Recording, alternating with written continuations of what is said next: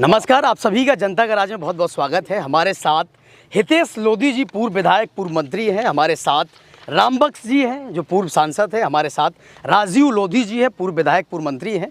और समाजवादी पार्टी का लोधी सम्मेलन जो है स्वामी ब्रह्मानंद जी के नगर बरहारा के पास के गांव लोधीपुरा में कल संपन्न हुआ है।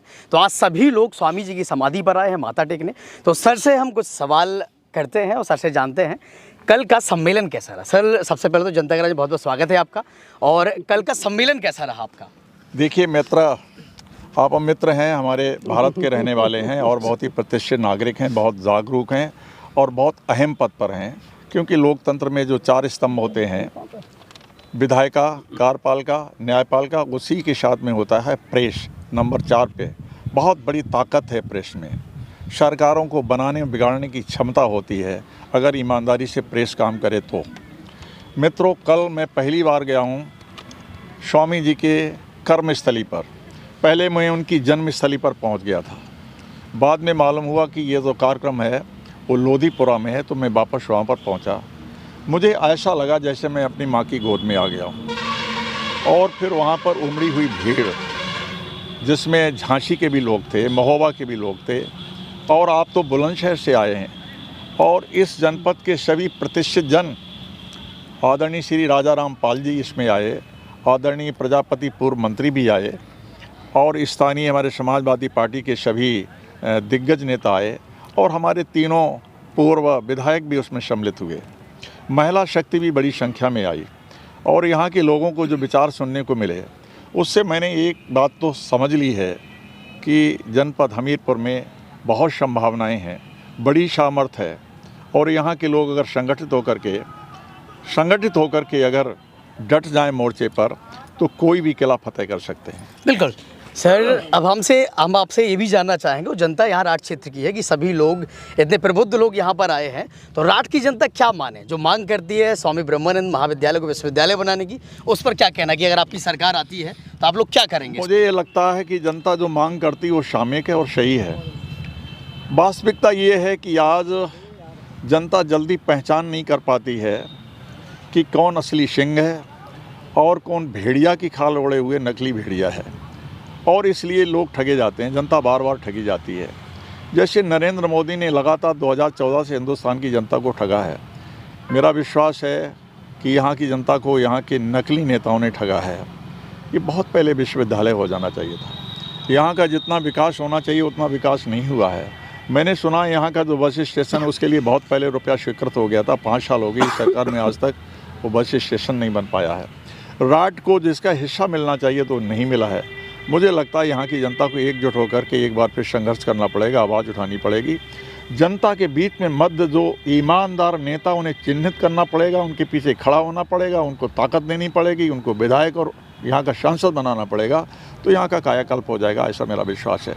इसमें मेरे और हमारी जो वरिष्ठ सहयोगी हैं आदरणीय श्री हितेश कुमार जी, इन लोगों की अगर सहयोग की आवश्यकता पड़ेगी तो मैं आप सबको भरोसा देता हूं कि हम लोग बार बार यहां पर आएंगे और इनके कंधे से कंधा मिला करके इनका जो लक्ष्य है उसे प्राप्त करने में अपना सहयोग देंगे। बिल्कुल। मैम, आपको कैसा लगा स्वामी ब्रह्मानंद नगर राठ में आकर, स्वामी जी की समाधि पर आकर? मैं तो कल जयंती के उस पर आई, तो मैं समझती ये इस जनपद में घुसते ही, इनकी समाधि पे आते ही, जन्मस्थल पे आते ही, उस गांव में जाते ही, सम्मेलन में जाने, मुझको कुछ शक्ति से और प्राप्त हुई। ये शक्ति पब्लिक को मिलेगी, जमीन लेवल पे मिल रही है, उसे कोई रोक नहीं पाएगा।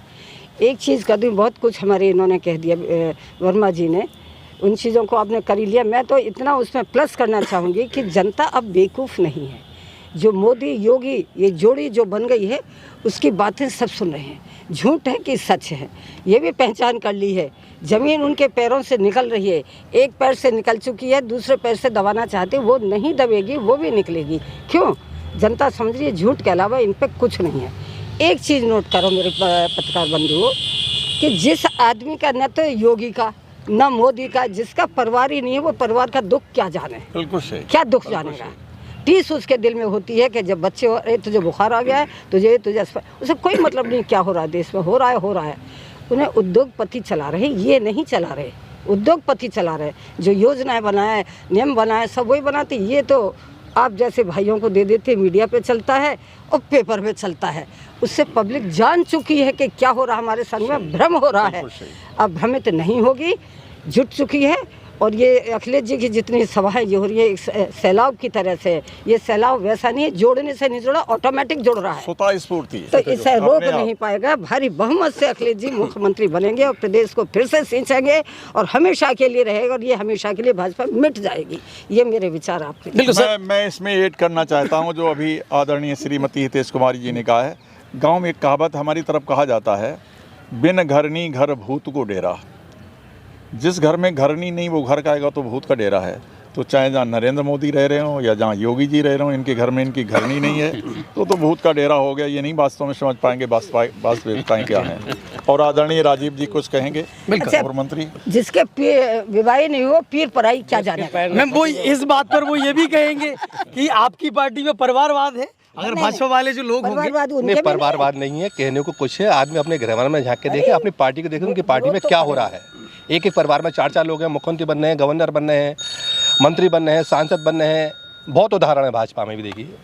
अरे सिंधिया परिवार देख लो, कल्याण सिंह परिवार को देख लो, और राजा सिंह जी का परिवार है, सब परिवार। हिमाचल प्रदेश के पूर्व मुख्यमंत्री थे, उनका बेटा केंद्र में वो वहाँ के मुख्यमंत्री थे, तो उनमें भी परिवारवाद ऐसा नहीं। ये बताइए सर, अक्सर मोदी जी अपने मंचों से लाल टोपी पर तंज करते हैं, अक्सर कानून व्यवस्था पर समाजवादी पार्टी की तंज करते हैं। वास्तविकता ये है, पत्रकार वार्ता ये है कि लाल रंग से वो डर गए हैं, समाधि स्थल कप गए हैं। लाल रंग जो है उन्हें लगता है कि जैसे हमारे लिए काल बन गया है, इसलिए लाल रंग पर। अरे लाल रंग से मिलता जुलता तो उनका केसरिया झंडा है। उन्हें पता है यूपी में क्रांति होने जा रही है और वो लाल रंग क्रांति का प्रतीक है। उन्हें पता है, वो घबरा रहे हैं। लाल टोपी से घबरा रहा है, लाल रंग से घबरा रहा है। हमारे खून लाल रंग है, सबके शरीर में लाल रंग होता है। आपको ध्यान होगा 2014 में भारतीय जनता पार्टी के राष्ट्रीय अध्यक्ष ने घोषणा पत्र जारी करा था। जबकि घोषणा पत्र किसी भी पार्टी का हो पवित्र होता है, जनता उस पर विश्वास करती है और अक्षरतः विश्वास करती है। वो चाहती है कि सरकार बनने के बाद में जिस मुद्दे पर हम वोट दे रहे हैं, जिस घोषणा पत्र पर वोट दे रहे हैं, वो सरकार उनको पूरा करे। सरकार बनने के बाद में जब जनता ने या पत्रकार भाइयों ने, आप लोगों ने उनसे पूछा कि आपका घोषणा पत्र ये था, आप अक्षरतः उसका पालन क्यों नहीं कर रहे हैं, उस पर काम क्यों नहीं कर रहे हैं, तो राष्ट्रीय अध्यक्ष ने भाजपा के ने कहा था, ये हमारा चुनावी घोषणा पत्र नहीं था, ये हमारे चुनावी जुमले थे। जो पार्टी अपने चुनावी घोषणा पत्र को चुनावी जुमला कर सकती है, इस देश की जनता को ठग सकती है, तो देश के लिए क्या करेगी? जनता समझदार है इस चीज को, और 2022 के चुनाव में इसका जवाब देगी। राजपुर साहब, वास्तविकता ये है, क्रांति में हिस्सा तो लिया नहीं है आज तक उन्होंने। किसी देश की आज़ादी में भी उनका कोई योगदान नहीं है। और ये लोग तो देश के गद्दार हैं। इन्होंने तो अंग्रेजों की गुलामी करी है, अंग्रेजों के साथ खड़े रहे। इन लोगों ने हमारे क्रांतिकारियों की जासूसी की है। इन्होंने यहाँ तक कि चंद्रशेखर आज़ाद जी जब बगीचे में बैठे थे इलाहाबाद में, तो तब इन्होंने ही जासूसी करके अंग्रेजों को बताया था और अंग्रेजों ने चंद्रशेखर आज़ाद जी का इनकाउंटर किया था। महात्मा गांधी के गद्दार लोग हैं। महात्मा गांधी के हत्यारों को ये आज भी संरक्षण दे रहे हैं, उनकी समाधि बना रहे हैं, उनके चित्र लगा रहे हैं, उनका साहित्य बांट रहे हैं। नाथूराम गोडसे की विचारधारा चलेगी क्या? हिंसा की विचारधारा चलेगी? देखिए, इनके झूठे वादों की तो पोल खुल गई है। 15-15 लाख देंगे, लाएंगे, हर परिवार को देंगे। हम 500-1000 का नोट प्रतिबंधित करते हैं, जिससे कि आतंकवाद खत्म हो जाएगा, उग्रवाद खत्म हो जाएगा, नक्सलवाद खत्म हो जाएगा, तस्करी खत्म हो जाएगी। कुछ हुआ है? रोजगार खत्म हो गए हैं। किसानों की इनकम दुगनी कर देंगे। दुगनी क्या, चौथाई भी बढ़ी है। किसान बेचारा मर रहा है। इनके 100 स्मार्ट सिटी बनाएंगे, बुलेट ट्रेन चलाएंगे, और ना खाएंगे ना खाने देंगे। कितने इनके वादे थे, एक भी वादा साकार नहीं हुआ, ज़मीन पर नहीं उतरा। इनकी पोल पट्टी खुल गई है। अब लोग समझ गए कि नरेंद्र मोदी केवल व्यापारी है, ये राजनीति का व्यापार करता है, सपने दिखाता, लोगों को ठगता है और सत्ता पे कब्जा कर लेता है। अब इस बुलावे में नहीं आएंगे। सर, एक अहम सवाल, पार्टी जो है आपसी गुटबाजी से कैसे निपट पाएगी? बात एक जिले की नहीं है, सभी जिलों की है। इससे कैसे निपटेगी पार्टी? मुझे लगता है कि जहाँ कोई परिवार होता है, उन परिवारों में थोड़ा बहुत मतभेद हर जगह होता है, लेकिन हमारे जो राष्ट्रीय अध्यक्ष हैं, जो पूर्व मुख्यमंत्री हैं, सभी लोग उनके साथ हैं। आपस में कहीं थोड़ा बहुत हो सकता मनभेद तो नहीं है। समाजवादी विचारधारा के साथ में कोई भेदभाव नहीं है। कोई ऐसा नहीं जो कहता हो हमारे हम समाजवादी विचारधारा में हमारा विश्वास नहीं है। लेकिन सबके सब जितने भी समाजवादी कुर्मा से जुड़े हुए लोग हैं, राष्ट्रीय अध्यक्ष जी के साथ में है। इसलिए छोटी मोटी बातों का कोई मतलब नहीं है और ना उसका कोई प्रभाव पड़ने वाला है। देश के किसानों पर पहिया चलवाने वालों को क्या किसान उसे सहन कर लेगा? गरीब जनता सहन कर लेगी? जबकि किसान ही सबका भरण पोषण करता है। भारत का नाम किसान प्रधान देश है, कृषि प्रधान देश है। जमीन को चीर के उपज करके सबका पेट भरता है। ये जितने बने बैठे हैं किसान की ही पैदावार को खा रहे हैं और उद्योगपतियों के उनसे ये नियम बना है।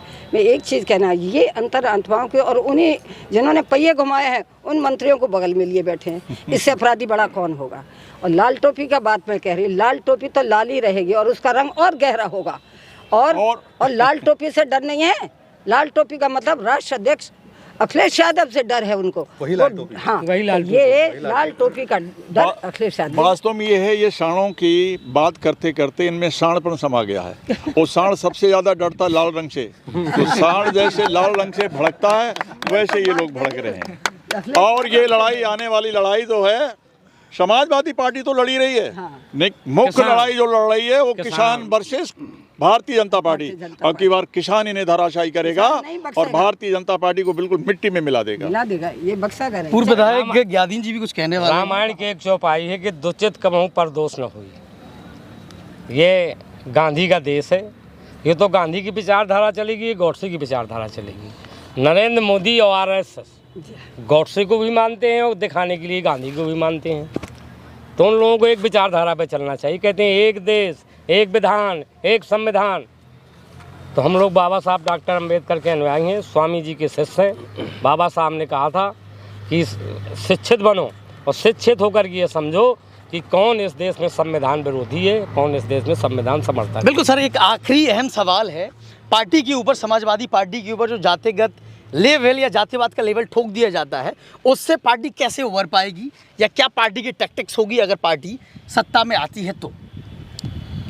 मुझे कोई हिचक नहीं है स्वीकार करने में कि हम जो चुनाव हारे हैं पिछला, उसका कारण है कि हमारे विरोधी इसमें सफल रहे हैं लोगों के समझाने में कि समाजवादी पार्टी जातिवादी पार्टी है। अगर ये जातिवादी पार्टी होती तो उसी में राज्य मंत्री बनाए गए।